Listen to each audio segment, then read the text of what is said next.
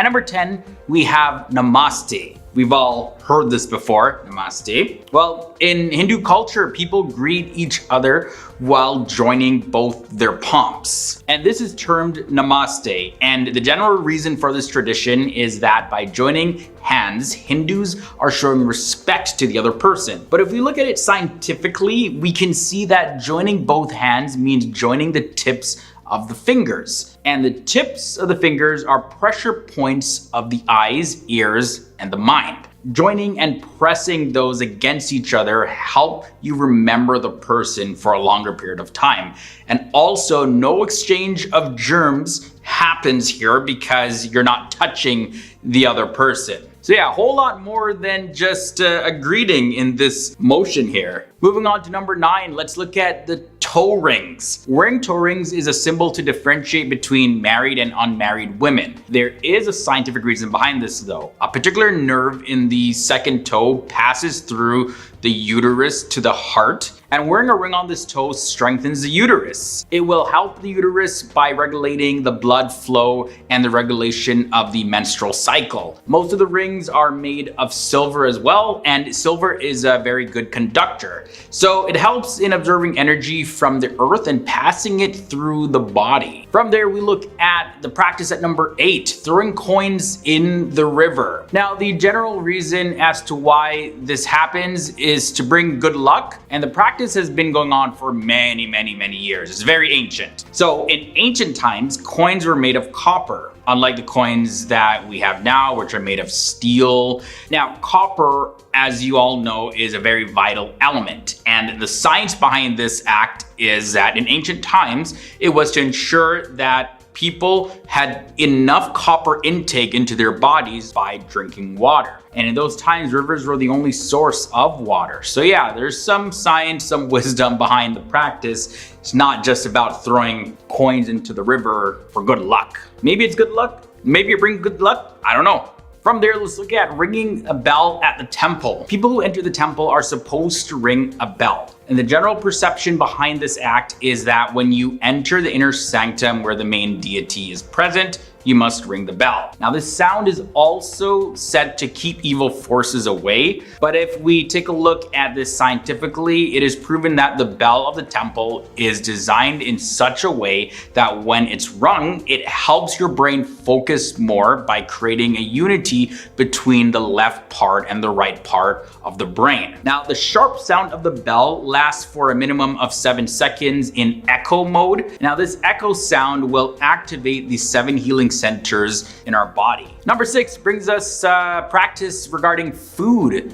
So the tradition of starting your meal with spicy foods first and ending it off with something sweet has been going on for a very long time. And if we take a look at the science of this, we get to know that eating something spicy will actually activate the digestive juices and the acids. Just get your body ready for digestion. Now, this will ensure that the digestion process goes smoothly. And sweets contain a lot of carbohydrates that lead to bad digestion, and hence it shouldn't be eaten at first. So it's recommended, even medically, to eat spicy food before sweet ones. And of course, this is a long-standing Hindu practice. Even if you go to an Indian restaurant, the foods are spicy, but when you're leaving, there's like a bowl or tray of sweets for you to have. From there, we look at henna. Now, I love the whole art of henna, but besides coloring your hands and feet and beautifying the body, henna is a very powerful herb. This herb can help lower stress levels and keep the body cool. It decreases the tension level of the body, so applying henna before a wedding is a very good killer of stress. As the wedding day approaches, the excitement level as well as the stress level of the bride and groom increases, so it's definitely a good idea to apply some henna during that time. Now, this is a pretty interesting one. Eating food on the floor. Yeah, it's not just practice passed down from generation to another. Eating while sitting on the floor is commonly known as sitting in a Sukhasana pose. Now, we can see this tradition even in movies, and the Sukhasana position is also a yoga position. When you sit on the floor, you normally sit by crossing your legs. Now, the position brings calm and also helps in digestion. It is also believed that this position automatically sends signals to your brain to prepare your stomach for digestion. In at the number 3 spot, sleeping in a certain way. Hindus believe that you should not sleep with your head towards the north because it invites ghosts and the possibility of death. But science says that the body has its magnetic field and the earth is a magnet, so when we sleep north, our magnetic field and the Earth's magnetic field become asymmetrical. Now, this can cause problems in your body like blood pressure, and it also causes your heart to work harder in this position. Another scientific reason is that we have a significant amount of iron in our body, and sleeping in this position can cause it to accumulate in our brains. Yeah, never knew that. This can lead to headaches, as well as Alzheimer's disease and Parkinson's disease, as well as general brain degeneration. Number 2 leads us to this practice of worshiping deities. Researchers say that worshiping your deity can help you increase concentration in your prayers. According to psychiatrists, a person will shape their thoughts on what he or she sees. And if you have 3 different objects in front of you, your perception of all of them will be different based on their appearance. So the ancient deity worshiping started when they felt the need that people should focus on worship without any sort of other mental distractions. It kind of just helps bring your mind in one singular mode so you can focus. And yeah, it's said to be a very powerful tip for manifesting your desires. Worshiping a deity, worshiping one god, as it's mentioned in other religions. Now, the practice we're gonna end up on is fasting. Ayurveda is an ancient Indian medical system that says that any disease is caused when there is an accumulation of toxic materials in your body. The removal of toxic materials from the body can help you lead a healthy life. So while fasting, your body can take a rest and it can heal itself. It is also said that if you take lemon juice during the period of fasting, it can prevent flatulence, the buildup of gas there. And Ayurveda says that the human body is 80% liquid and 20% solid, just like planet Earth. And the gravitational force of the moon affects the liquid content of your body, and it can cause emotional instability in your body. Research has also shown that regular fasting can help you decrease the risk of cancer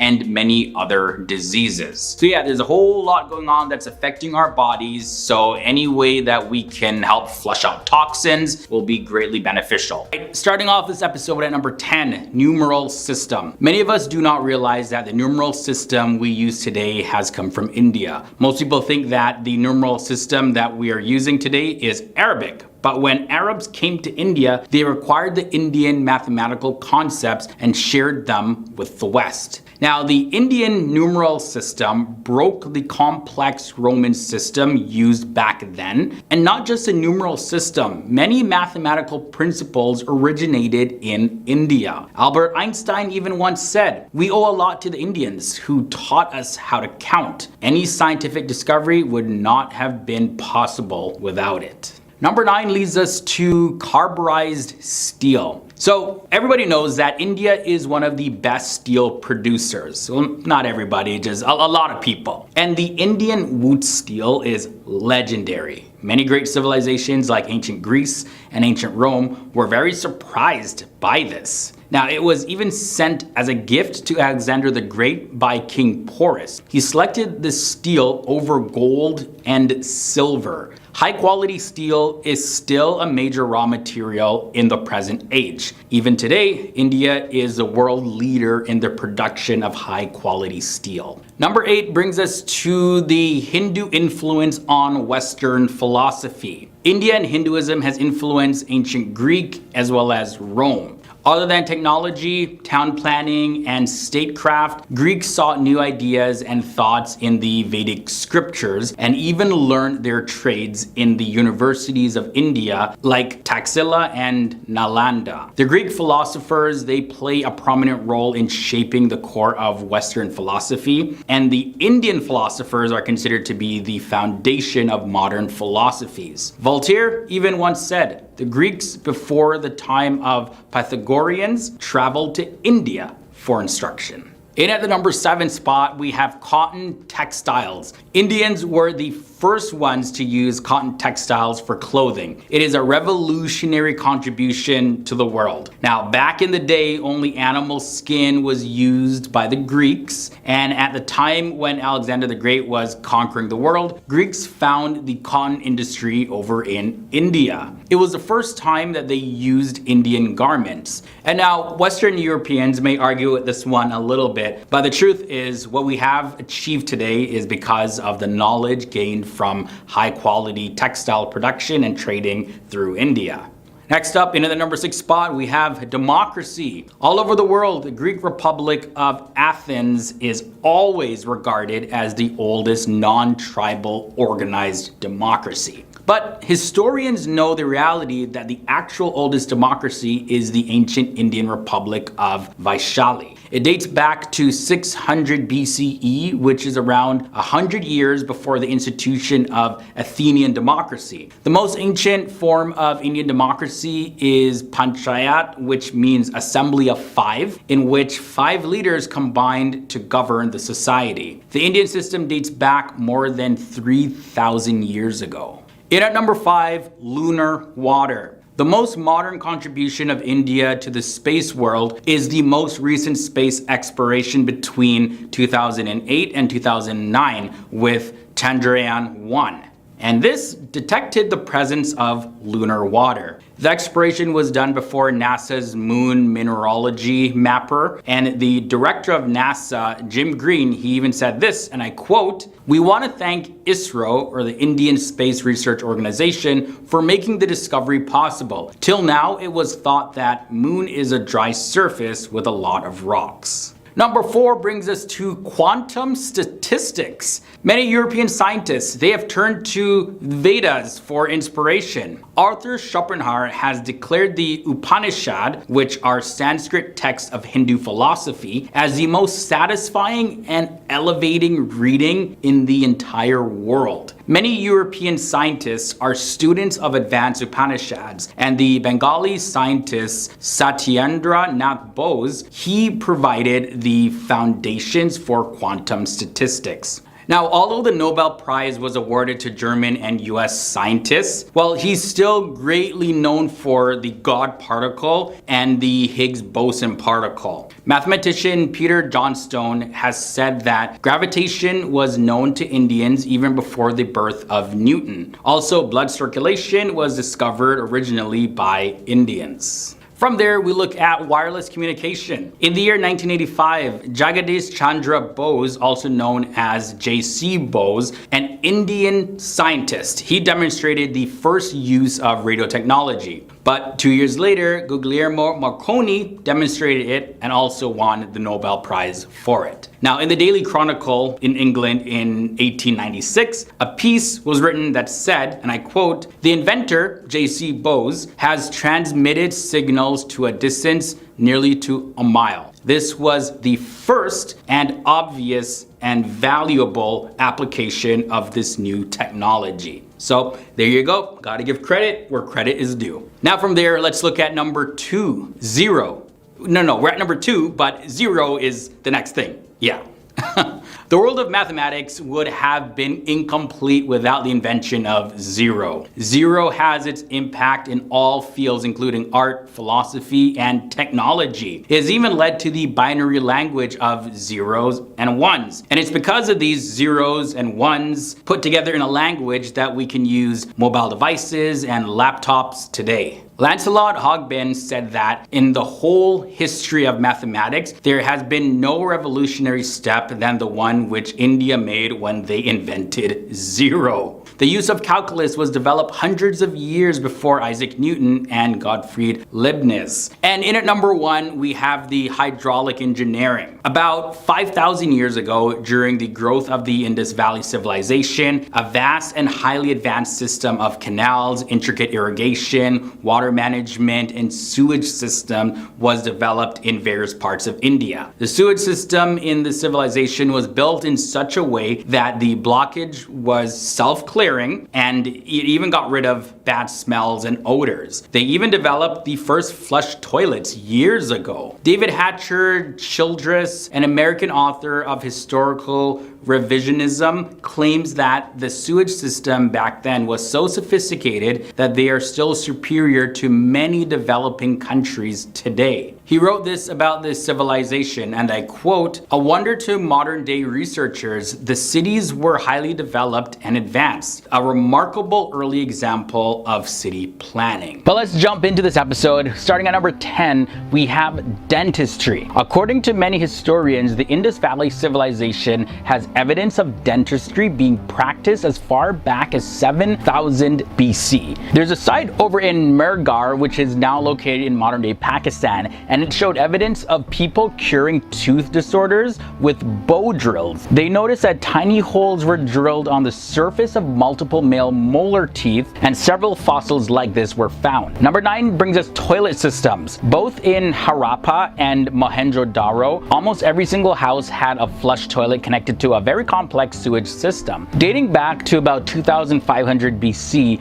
remains from toilets connected to drains were found in Lothal, India. And the reason Indians actually were able to invent this toilage and drainage system is because they actually already had the drainage system, and that was designed to remove floodwaters out of the cities. And so the drainage for the sewage system and the drainage system for floodwater, they're very close together. So they had the technology already, so they decided to use it for sewage as well. Number 8, rulers. That's what we gotta look at next, but not rulers like rulers of civilizations, but rulers that are used for measurements. Areas of the Indus Valley civilization in both what is now known as Pakistan as well as Western India, they've had rulers that were made out of ivory. And these kinds of rulers were very popular because bricks that were used in the valley's buildings, they were discovered to be pretty much the exact same measurements. So of course these ivory rulers were allowing them to measure bricks pretty much exactly the same in size. Speaking of measurements though, let's talk about scales. The earliest existence of scales used for measuring also date back to between 2400 BC to up until about 800 BC in the Indus Valley civilization. So these weight balances were used to measure and compare objects and products that were bought and sold and traded. Number 6 is also a very mind-blowing one, plastic surgery. Now this is normally thought of as a modern invention, but historians believe that plastic surgery was happening back in India as early as around 2000 BC. And just to clarify, what I mean when I refer to plastic, like I'm not talking about the petroleum byproduct used to be molded into solid objects, but what I'm referring to is